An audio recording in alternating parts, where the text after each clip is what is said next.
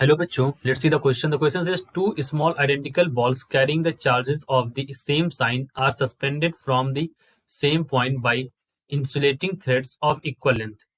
When the surrounding space was filled with kerosene, the divergence angle between the threads and remained constant. What is the density of the material of which the balls are made? तो इस question को solve करने के लिए हमारे पास जो की concept होगा, दैट की कॉन्सेप्ट इज, हमें पता है एफ जो होता है, एफ इज इक्वल टू 1/एप्सिलॉन नॉट, या अगर आप एफ डैश के टर्म्स में लिखें तो एफ बाई एप्सिलॉन नॉट। ठीक है, तो अगर एफ बराबर एफ 1/एप्सिलॉन नॉट होता है तो यहाँ पर क्या होगा कि यहाँ पर के भी वेरी करता है।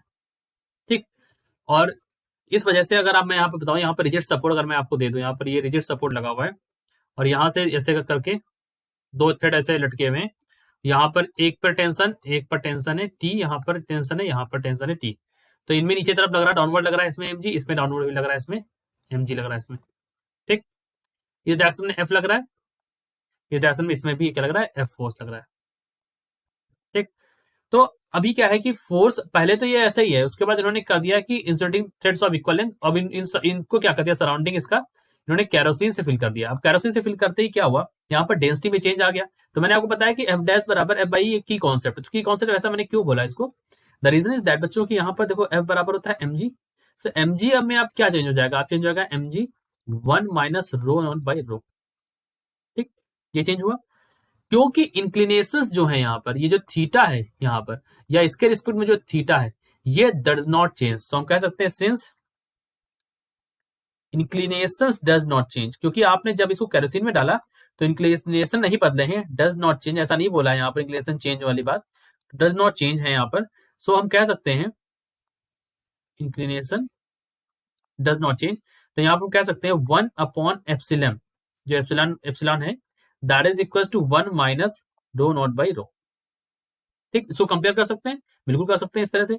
तो आप ये कह सकते हैं कि यहां से मैं लिख देता हूं कि rho not by rho is equal to 1 minus 1/रो एप्सिलॉन, तो इसको आप लिख सकते हैं is equal to epsilon minus 1 by epsilon. तो यहां से रो की वैल्यू आ जाएगी रो नॉट, यहां पर हो जाएगा epsilon divide by epsilon minus 1। ठीक है, ये वैल्यू आ जाएगी। अच्छा, यहाँ पर ये जो है रो नॉट, ये क्या है, this is the density of kerosene oil, density of kerosene oil. ठीक, कि तभी तो मैंने यहाँ पर रो नॉट बाई रो लिखा हुआ है, और यहाँ पर जो रो है ये क्या है, this is the density of material of ball, material की डेंसिटी है, या फिर मैं सीधा दूं density of material of ball, material of ball. अब आप क्वेश्चन में अगर देखें तो उन्होंने सिर्फ यही पूछा कि density of material of which ball are made, जिसकी बॉल बनी हुई उसकी डेंसिटी क्या होगी, तो उसकी डेंसिटी हमारी ये हो जाएगी। ठीक है, और ये कॉन्सेप्ट हमने यहाँ से मतलब क्लियर किया कि f dash is equal to f by epsilon not, और इसको हमने कंपेयर किया और ये हमने यहाँ पर निकाल लिया। So this is our answer. I hope you understood it well. Best of luck.